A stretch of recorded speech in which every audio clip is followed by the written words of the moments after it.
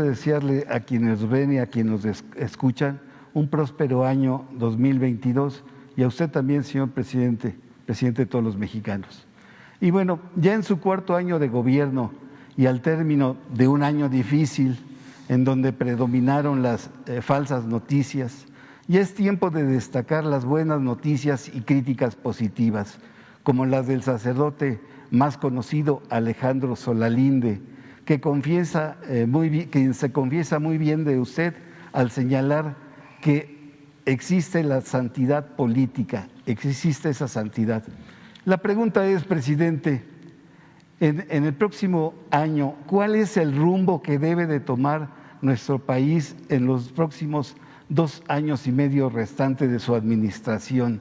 Usted aquí dijo que se debe dar la estafeta a manos jóvenes.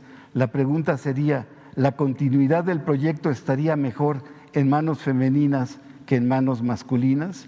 Y finalmente, el padre Solalinde también vislumbra que Morena ganará en el 2024. ¿Usted confía que Morena sea la opción para el 2024? Esas serían mis preguntas. Vamos a dejarla para el próximo año la respuesta. No, miren, agradecerle a todos los mexicanos por su apoyo, por su respaldo, por su confianza. Eso es lo que puedo decir. Nos ha tocado enfrentar tiempos difíciles, sobre todo por la pandemia. Nos duele mucho lo que ha venido pasando, la pérdida de vidas humanas. No lo podemos olvidar. Han perdido la vida cerca de 300,000 mexicanos por la pandemia. Esto ha afectado a todo el mundo, pero nos duele mucho que esto haya sucedido. Hemos hecho todo lo que ha estado de nuestra parte.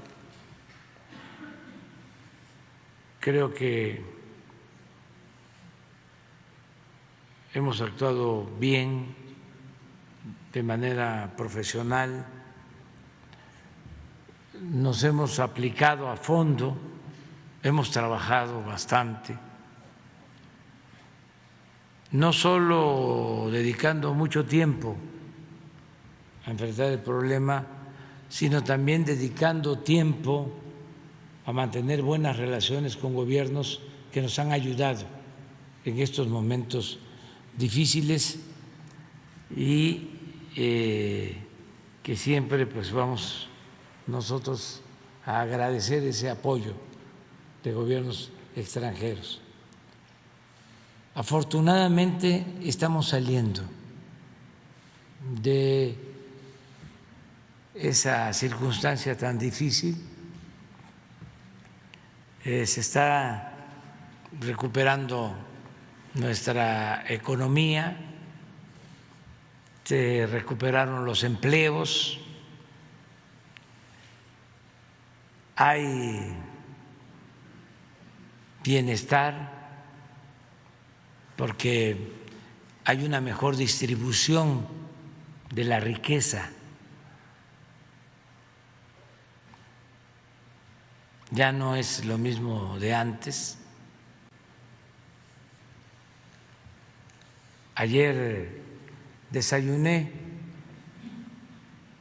con Carlos Slim y hablamos, entre otras cosas, de la decisión que tomó de pagar sus impuestos en México por la venta de una filial de una de sus empresas.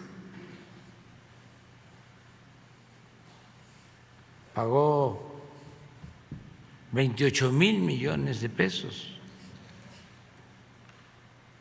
Se fusionó Televisa con una empresa extranjera y lo mismo. Hay el compromiso de que van a pagar sus impuestos de alrededor de 15,000 millones de pesos. Y así la mayoría de los mexicanos, todos ayudando. Claro que hay inconformidad y que hay oposición, pues eso es consustancial a la democracia. No podemos contar con el apoyo de todos. Tiene que haber oposición, tiene que haber contrapesos, pero vamos saliendo adelante. La gente, lo decía yo hace unos días, a pesar de los pesares, está esperanzada,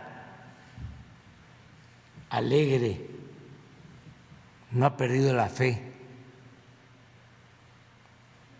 no ha caído en la frustración, no alberga odios, rencores. Casi no hay odios en México, muy pocos,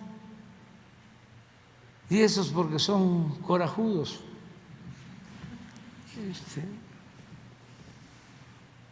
Pero ahí se les va a ir quitando, y la mayoría pues convive en armonía, y eso es lo más importante. Pasamos una situación difícil, apostaban a que no íbamos a salir y que se iba a agravar el problema de la pandemia, México lo peor. Y fíjense que las comparaciones en estos temas son de mal gusto y tristes, pero sí es importante que al final del año podamos decir que México es de los países con más vacunación en el mundo. Por eso no tenemos tantas hospitalizaciones y se han evitado fallecimientos, porque se avanzó mucho en la vacunación en el país. Y con relación a otros países, pues supimos actuar todos los mexicanos con mucha sabiduría, y nos cuidamos y nos protegimos. ¿Por qué no pones la gráfica sobre fallecidos por la pandemia? Es muy fuerte, pero ya ven que todavía hay quienes están esperando que nos vaya mal. Ojalá y cambien ahora con el año nuevo, que ya actúen de otra forma. Donde están los 30 países con más fallecimientos por 1,000 habitantes o por millones de habitantes. Entonces, en términos generales, ¿el balance del 2021 es positivo desde Sí. su punto de vista y Sí. no habrá cambio de rumbo? ¿Será para seguir beneficiando a los más pobres? Siempre.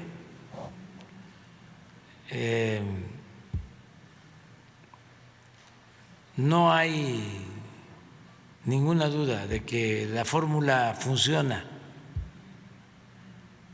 La fórmula es sencilla: cero corrupción, no permitir la corrupción, cero impunidad,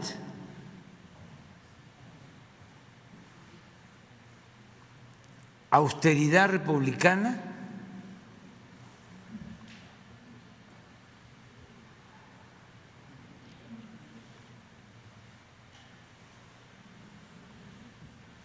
y atender primero a los más necesitados. Por el bien de todos, primero los pobres. Esa es la fórmula. Miren esto. ¿Esto de cuándo es? Del 27.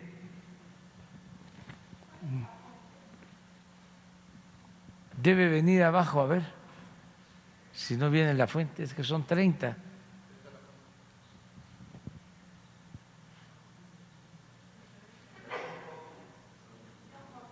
Sí.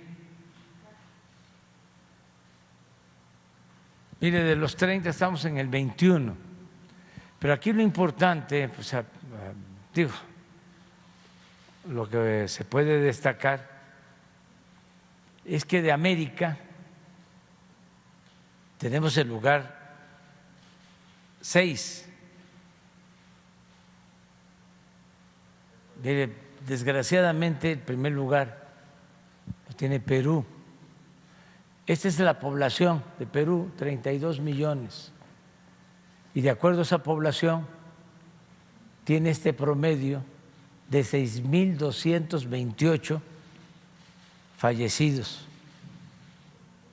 por millón de habitantes. Luego Bulgaria, Bosnia, Hungría.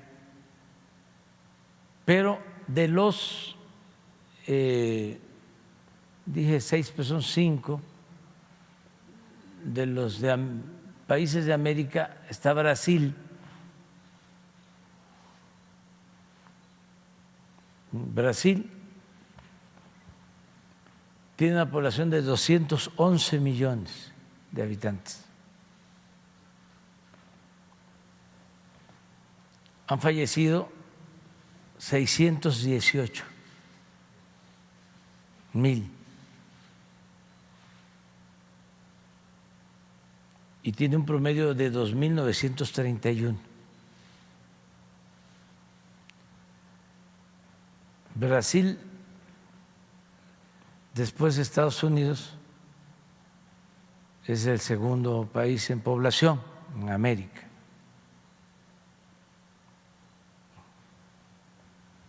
Luego, Argentina, que tiene 44 millones, 45 casi. Han fallecido 121,000 y el promedio es de 2,604. Luego Colombia,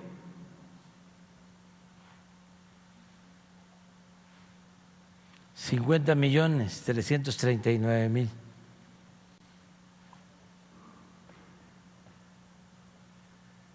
Han fallecido desgraciadamente 101,000,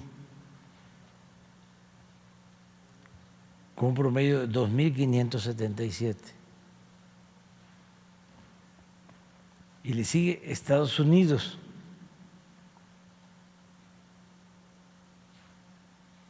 que tiene 328.239.523 habitantes.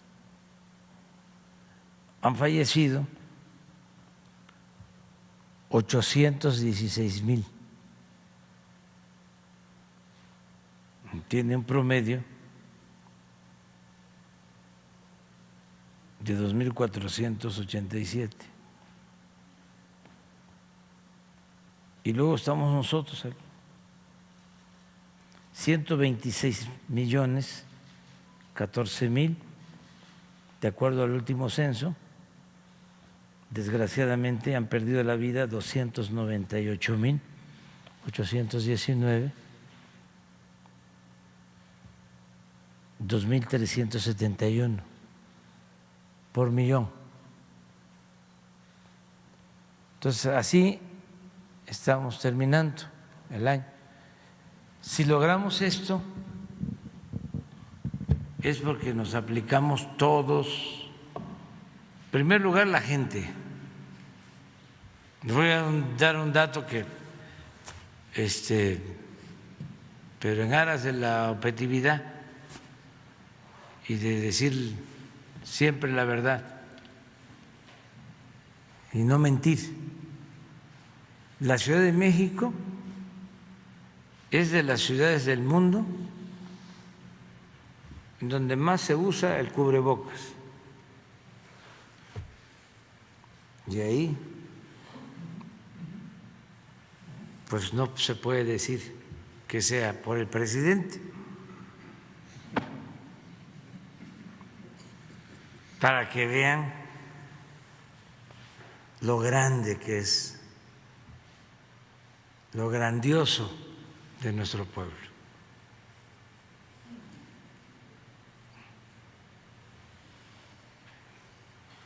Entonces, la gente, el que los adultos mayores hayan sido cuidados en sus casas por sus hijas, por sus hijos, por sus familiares, como los cuidaron.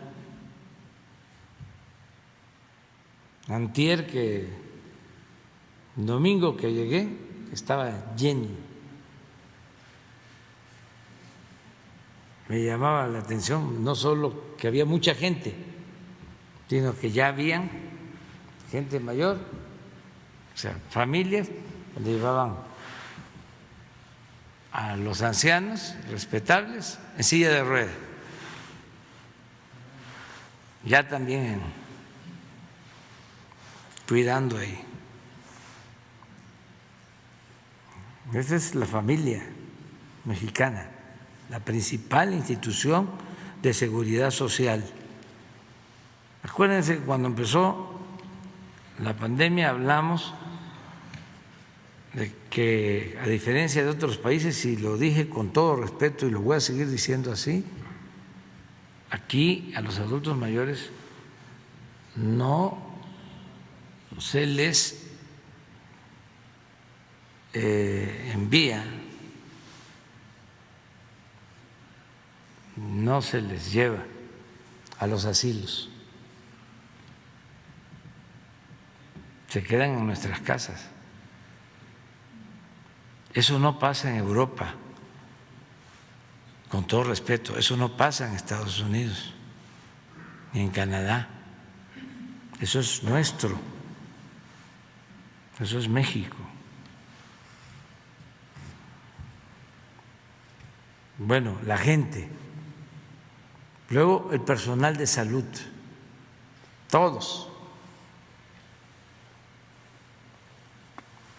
La solidaridad internacional, ya lo hablé, ya lo planteé, no teníamos nada, el sistema de salud estaba en el suelo, teníamos hospitales inconclusos, el ejército se metió a construir y a terminar hospitales, y lo mismo hizo la Marina, y a contratar personal y a formar personal, porque no tenemos médicos generales, no olvidemos que hay un déficit que nos dejó la política neoliberal o neoporfirista.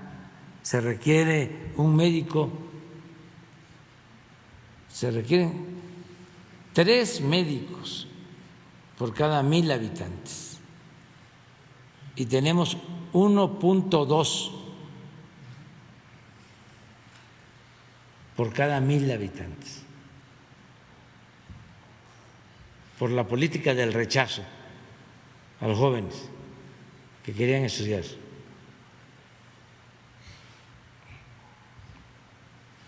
Bueno, los trabajadores de la salud, los profesionales,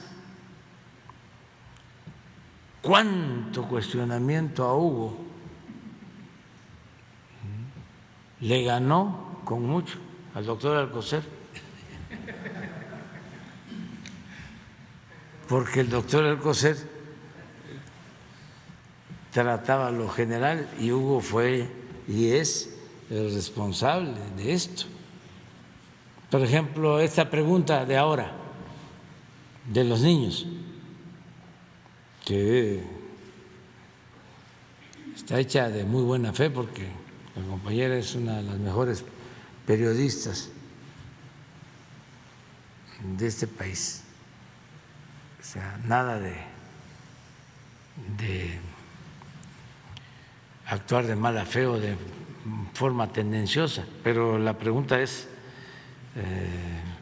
pues fuerte, porque son los niños. Entonces, los adversarios, ¿no?, que se fijan en todo, no sé, ya declaró, sí, el doctor Hugo López-Gatell que los niños no van a tener vacunas, que son capaces, pues, de sacar esa cabeza en un periódico o ponerlo. López-Gatell, no hay autorización de la OMS para que se vacunen a niños. O sea, aún así, bueno, pues ha aguantado ya Hugo, ¿cómo se decía? Aguanta, Hugo aguanta, el pueblo se levanta. Ya ha estado aguantando. Y todo, pues por eso los resultados, y vamos bien, y esperemos que para el año próximo cada vez mejor. La oposición, lo he dicho en otras ocasiones, lo repito, se ha portado muy bien. Realmente la crítica que hace falta no es inteligente ni tiene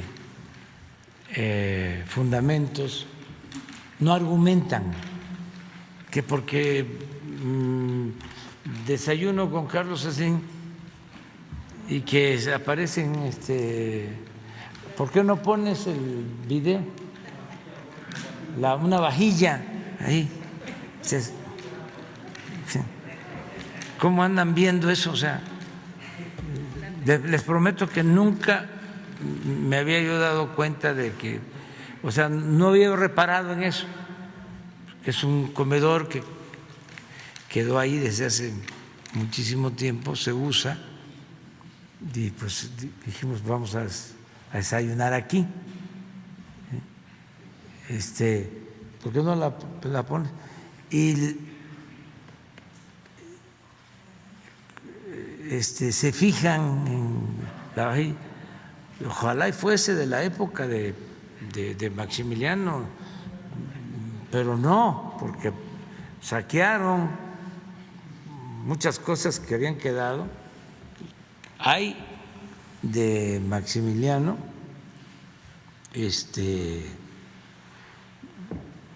pues algunas esculturas, o sea, pero todo está controlado por Hacienda, pero ahí está. Es que aquí atrás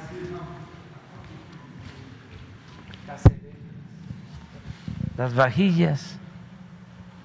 Ya voy a invitar a López Dóriga.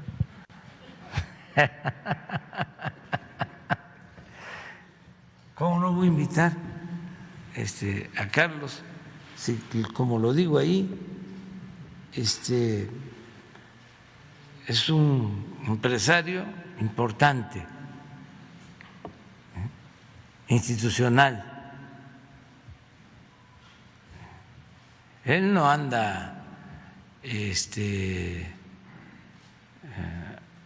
promoviendo la oposición al gobierno. Él anda en sus empresas, en lo suyo, y nos paga 28,000 millones. Nada más para que tengan una idea, es su obligación, no es una concesión gratuita, es su responsabilidad, pero es una cantidad considerable de una filial que vende en Estados Unidos y que decide pagar los impuestos aquí.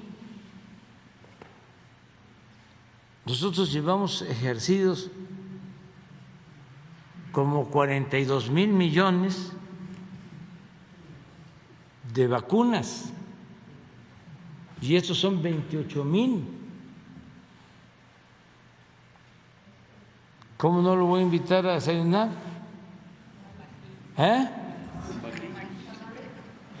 Sí, chipilín y chocolate y hasta budín y pan de yuca, ¿sí?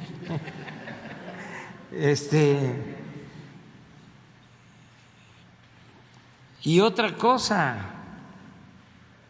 pero eso ya se lo dejo de tarea, y sobre todo para los jóvenes.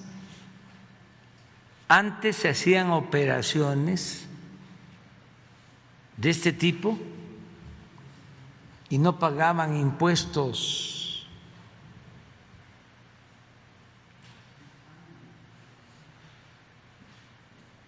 No quiero cucarlos, pero ya se los dejo de tarea. Los bancos. Por ejemplo, cuando se vendió Banamex, no pagaron un centavo de impuestos. Cuando se vendió Banamex a Citigroup,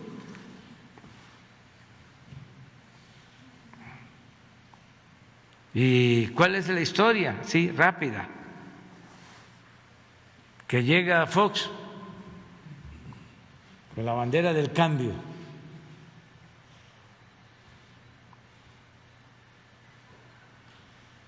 apoyado por los que se sentían los dueños de México. Y no estoy inventando nada, me tocó enfrentar a Fox porque él defendía lo del FOBAPROA.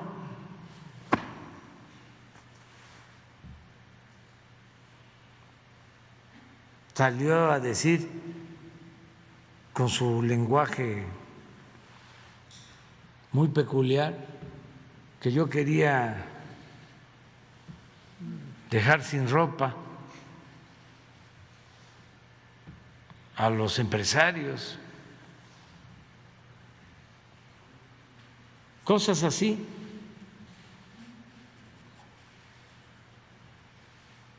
Y tengo mis diferencias desde entonces con él, con Calderón, Me acuerdo un debate con Calderón, él era presidente del PAN, yo era presidente de otro partido, Fobaproa, con un gran periodista que fue víctima de la represión, Gutiérrez Vivó. Todo esto para los jóvenes.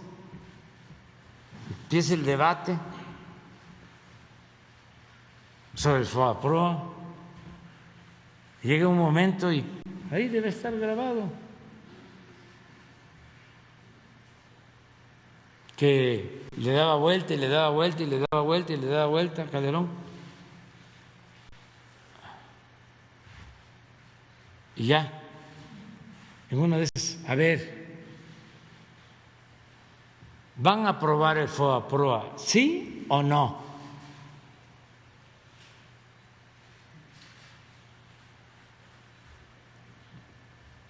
Y dice, no. Está grabado. Ya saben qué es el Fobaproa, pero hay que recordarlo para los jóvenes. Convirtieron las deudas privadas de unos cuantos en deuda pública, en deuda de todo el pueblo. 3 billones de pesos le cargaron al pueblo de México. Ese es el Fobaproa. ¿Y qué creen que pasó? Lo aprobaron.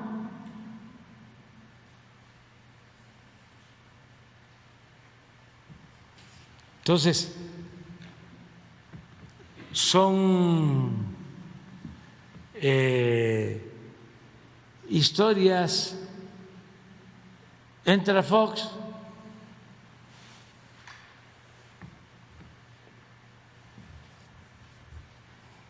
mucha gente entusiasmada. Ya sacamos al PRI. Me acuerdo que, bueno, ya no voy a estar aquí hablando tanto de eso, pero ya como presidente electo, a vacacionar el señor Fox en una hacienda de Roberto Hernández, el dueño de Banamex.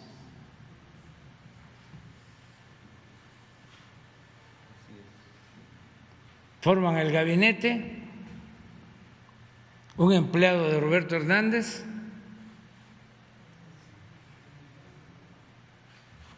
Gil Díaz, que ya había estado de subsecretario de Hacienda con Salinas, secretario de Hacienda. La primera operación, la venta de Banamex a Citigroup.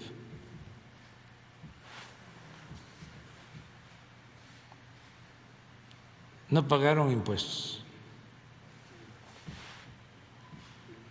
Y así otras ventas. Entonces, ¿cómo no voy a celebrar que ahora sea distinto?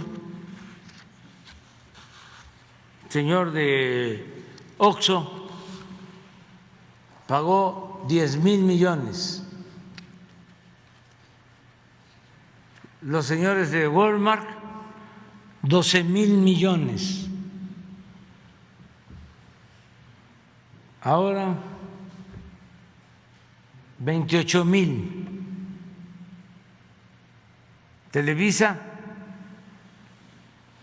debe pagar 15,000. Y todo esto es para fortalecer la hacienda pública.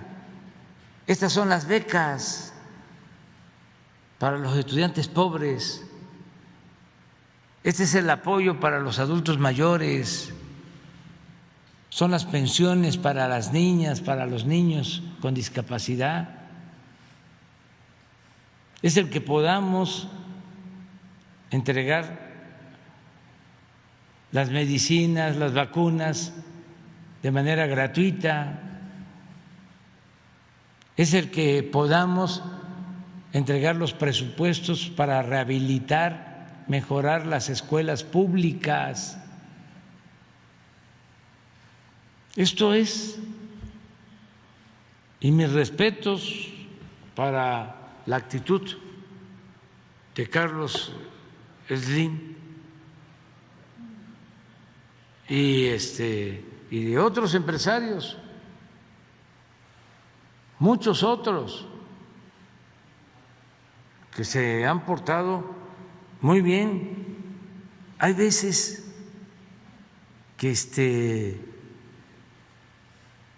se molestan con nosotros más por eso hablo de los aspiracionistas, los que se dan ínfulas de superioridad. Estaba en una cantina unas gentes ahí que eran los caciques ahí del pueblo, y llegó pues un campesino y empezó a decir, a insultar pues que a los ricos y esto y a lo otro en la cantina. Y aguantaba, digo, y ellos aguantaban y aguantaban, ¿no? Que seguía y seguía, hasta que se paró uno y le dijo, ya deja de estarnos insultando, compórtate. No, si yo no me estaba refiriendo a ustedes, yo.